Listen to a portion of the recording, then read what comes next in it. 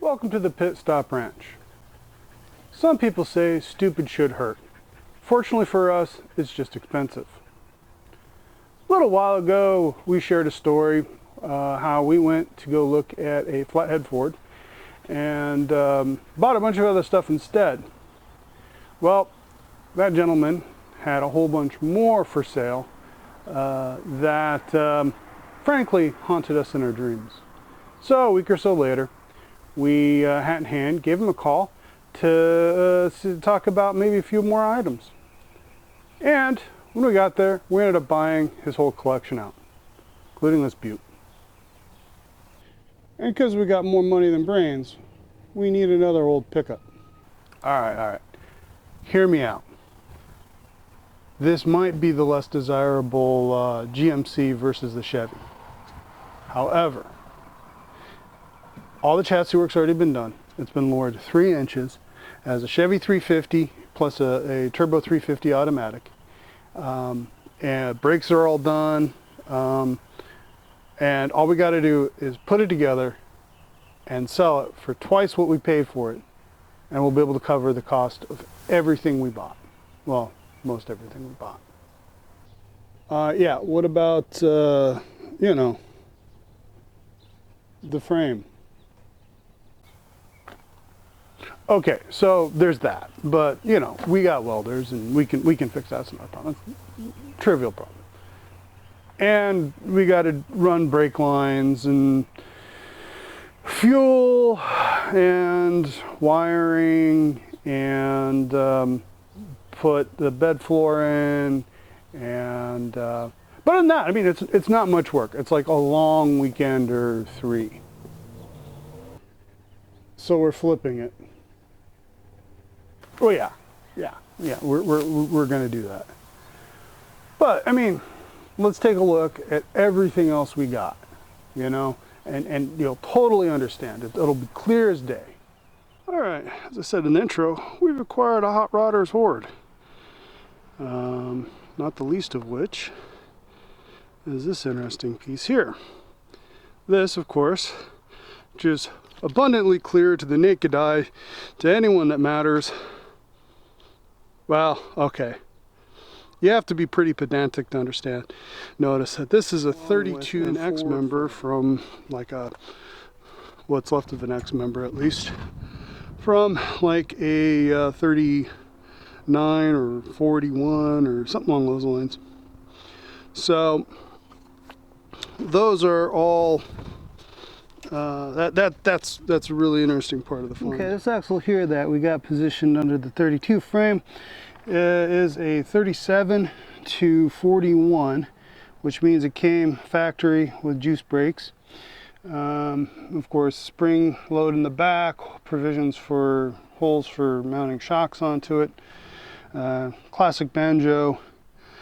It is still an enclosed drive shaft. And we would like to keep it that way if we can find the right transmission. If we can't find the right transmission, we have that transmission right there, which is a late 40s, early 50s Ford transmission set up for the flathead. The bell housing is for a 59 or 59A, the older style half bell housing that's cast into the back of the flathead engine, but it has the open drive shaft configuration on the back. So if we can't get a good price on a 39 Ford transmission that everybody else wants a good price on, we can convert that to an open drive shaft and just run it.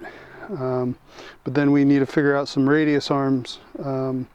So we might have to do some modification of these radius arms, mount them further up on the frame. Now, these radius arms here that came with the axle, or fit the axle, the torque tube has been shortened already to fit a 32 frame, but these radius arms have not been.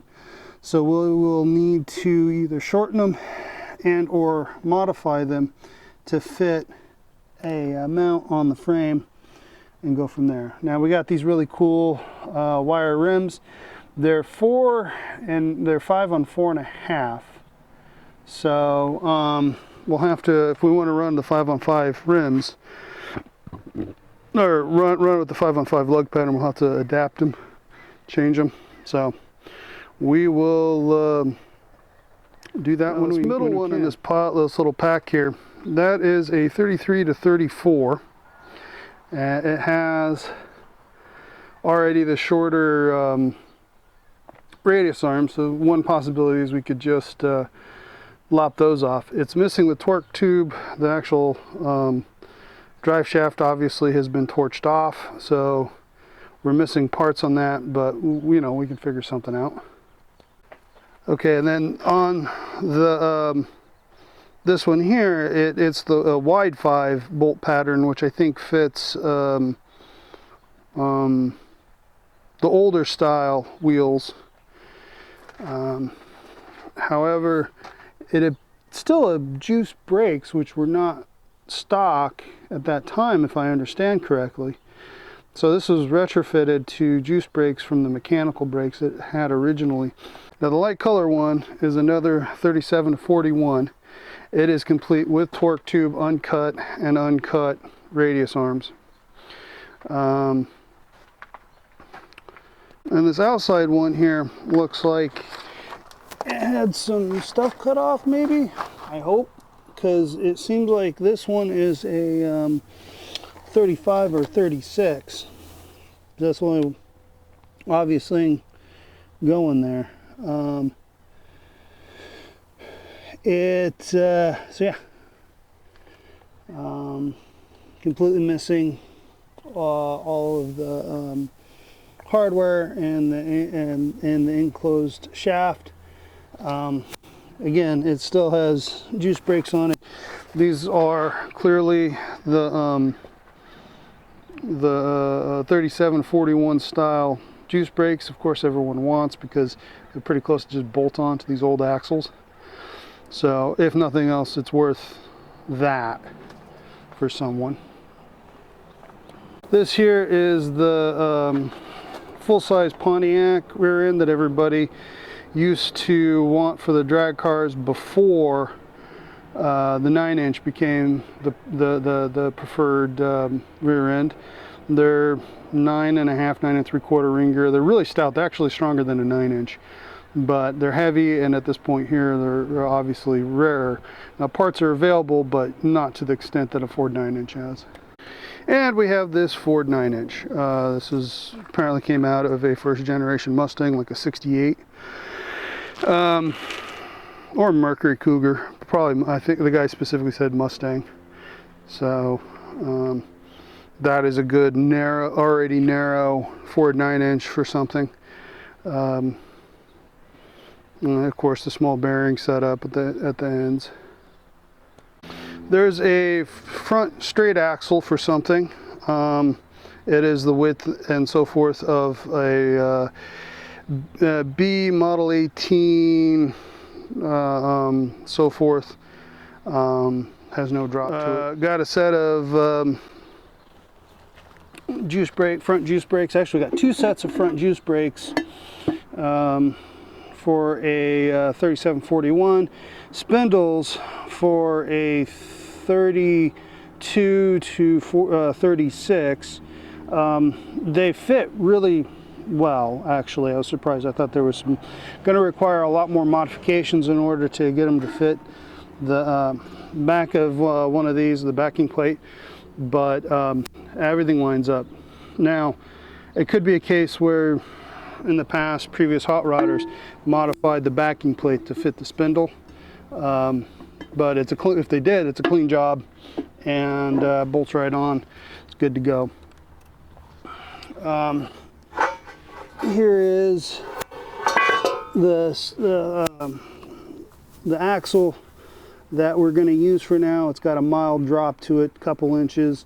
We're going to, by putting in, instead of mounting the springs to the top using said spring setup, we're going to mount the springs to the radius arms when we get them to get another 2 or 3 inches of drop. So total we should end up about 5 inches of drop up front, 4 to 5 inches, which hopefully that'll be enough. Don't you hate it when your 32 frame becomes an awkward shelf for parts for another project? Oh well, hopefully it won't be that way for very long. Now this is a rear door from like a 4-door 56 Chevy, I believe. And there's the other side over there. If anyone's in the market, let me know, I'll make you a good deal. 57 Chevy bell housing. BOP bell housing, that actually didn't come in this Hoard. I just picked up and tossed it in with the rest of the Hoard. Lots of springs, a assortment of cool rims, A-arms, drive shafts, enclosed swing arms. However, it does take a bit of capital to do this, but you can get a lot of parts at a very steep discount this way. And after you've picked out the ones you need for your project or you want for a future project, then you have a whole lot of stuff that you need to go through, sort, inventory, identify, store, and then sell. And of course, this takes a lot of time away from actually working on your project car. So horse trading and parts becomes part of the hobby, and can quickly become the whole hobby for you. Thanks for watching.